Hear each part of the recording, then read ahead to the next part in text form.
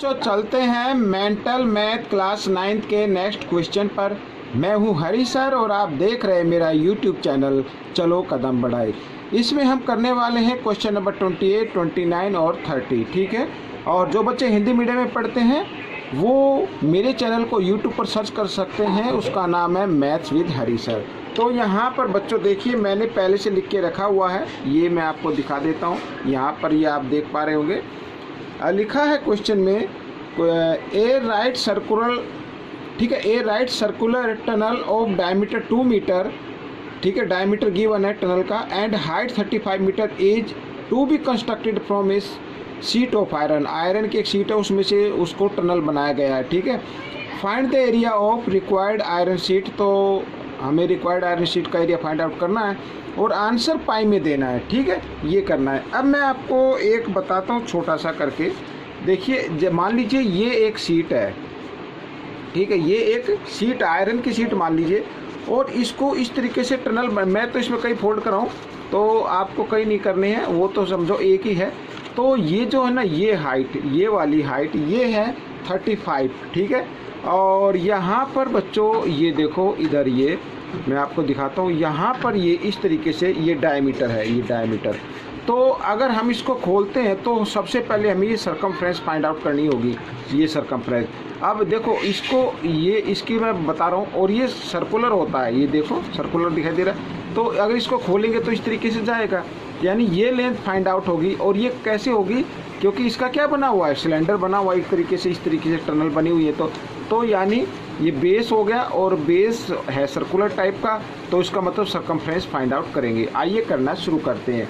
यहाँ पर बच्चों आप देख ही पा रहे हैं, तो सबसे पहले देखो डायमीटर गिवन है, तो हम क्या फाइंड आउट करेंगे, सरकमफ्रेंस फाइंड आउट करेंगे, सी फाइंड आउट करना है। तो फॉर्मूला क्या होता है, डायमीटर है तो पाई डी होता है बच्चों, इस तरीके से पाई डी, ये आ गया। तो मान लीजिए यही आपकी सरकमफ्रेंस है, क्योंकि आंसर हमें किस में देना है, पाई में देना है। तो अब देखो, अब अगर इसको खोल दिया जाए, अगर इसको खोल दिया जाए तो ये जो हाइट है ये एक तरीके से लेंथ बन जाएगी। तो यहाँ पर मैं लिख देता हूँ length of sheet, length of sheet ये हो जाएगी 35 मीटर, ठीक है।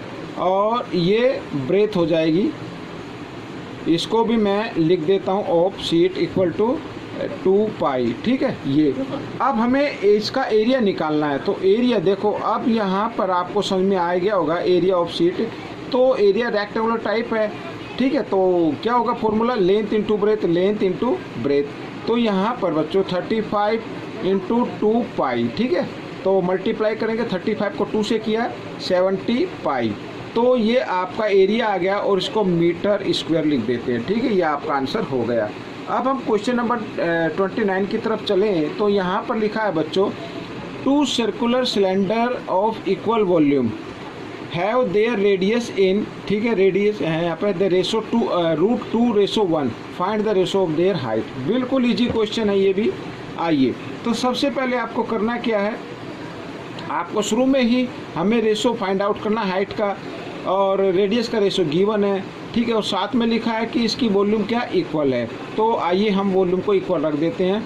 यहाँ पर फॉर्मूला लिखता हूँ मैं, शॉर्ट में बता रहा हूँ मैं आपको। तो पाई आर स्क्वायर एच, यहाँ पर ये बच्चों ये 1 लिया है, तो ये 1 सिलेंडर का मान लीजिए, और ये इक्वल यहाँ पर पाई आर स्क्वायर एच, यहाँ पर ये 2 ले लेता हूँ। तो इसका मतलब सिलेंडर 2 का वॉल्यूम है, और दोनों के क्या इक्वल है, इक्वल रख दिया हमने। तो पाई से तो पाई हट जाएगा, हमें हाइट का रेशो फाइंड आउट करना है, यानी H1 और H2 का। तो देखो यहाँ पर रूट, ये रेडियस है, और रेडियस क्या है इसकी 2 है, √2। तो इसको √2 इंटू √2 पावर 2 है, तो और इंटू H1 लिखेंगे। और यहाँ पर ये R2, तो रेडियस कितनी है यहाँ पर 1 है, तो 1 इंटू यहाँ पे 1 और इंटू H2 रख देते हैं, ठीक है। तो इस तरीके से, तो √2 को √2 से मल्टीप्लाई करते हैं तो 2 आ जाता है इंटू H1। और यहाँ पर आ गया बच्चों 1 तो लिखने की जरूरत नहीं है, तो ये आप लिख भी सकते हैं, कोई दिक्कत नहीं है, H2, ठीक है। अब आपको रेशो फाइंड आउट करना है, तो H2 को आप इधर ले आएँ, तो H1/H2, और इधर ये 1 है ही, और यहाँ पर 2 मल्टीप्लाई की फॉर्म में, इधर आकर ये डिवाइड की फॉर्म में आ गया, यानी 1:2, ये आपका आंसर आ गया, ठीक है। अब हम करेंगे क्वेश्चन नंबर यहाँ पर 30। तो 30 भी मैंने यहाँ पर लिखा हुआ है, आप देख सकते हैं। इसको थोड़ा सा मैं क्या कर लेता हूँ, थोड़ा सा क्लोज कर लेता हूँ, ये देखिए, ठीक है। इस तरीके से आइए करना शुरू करते हैं। अब यहाँ पर भी ये मैं रेशो है, ये एन गलती से हो गया यहाँ पर। देखो, the radius of two cylinder are in the ratio of 5:3, ठीक है। यहाँ पर तो यहाँ पर मैं लिख देता हूँ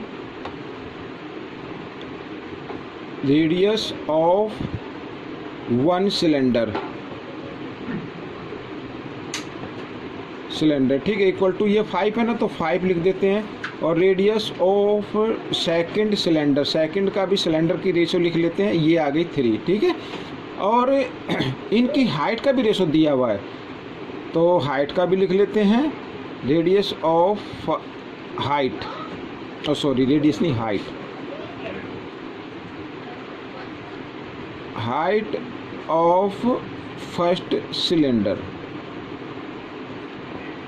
ये आगे रेशो जो है ये लिख लेते हैं 2, और ये सेकंड की हाइट लिख लेते हैं, सेकंड सिलेंडर, इस तरीके से, ठीक है। ये आ गया 3 यहाँ पर। तो find the ratio volume, volume का रेशो फाइंड आउट करना है। तो ऊपर जो आएगा फर्स्ट सिलेंडर आएगा, यहाँ पर फर्स्ट सिलेंडर,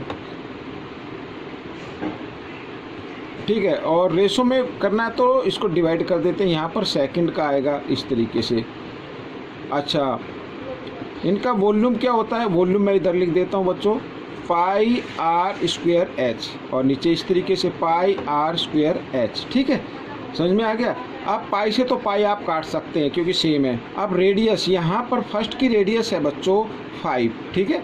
तो यहाँ पर लिखो 5 × 5, और फिर है हाइट, हाइट है 2, तो यहाँ पर लिख देते हैं 2, और डिवाइड में फिर आर स्क्वायर, यानी ये सेकंड सिलेंडर की जो रेडियस है वो ये है 3 × 3, और एच है 3, तो 3 लिख देते हैं। अब ये आपका आंसर आ गया। 5 5 जा 25, 25 2 जा 50, और यहाँ पर मल्टीप्लाई 3 3 जा 9, 3 जा 27, यानी 50:27, ये आपका आंसर आ गया, ठीक है। तो बच्चों ये 3 क्वेश्चन सॉल्व हो चुके हैं। आपको ये क्वेश्चन कैसे लगे मुझे ज़रूर बताएं, और इसमें से सीखकर आप दूसरे बच्चों को ज़रूर सिखाएं। मिलते हैं अगले पार्ट में, तब तक आप प्रैक्टिस करते रहिए। वीडियो देखने के लिए धन्यवाद।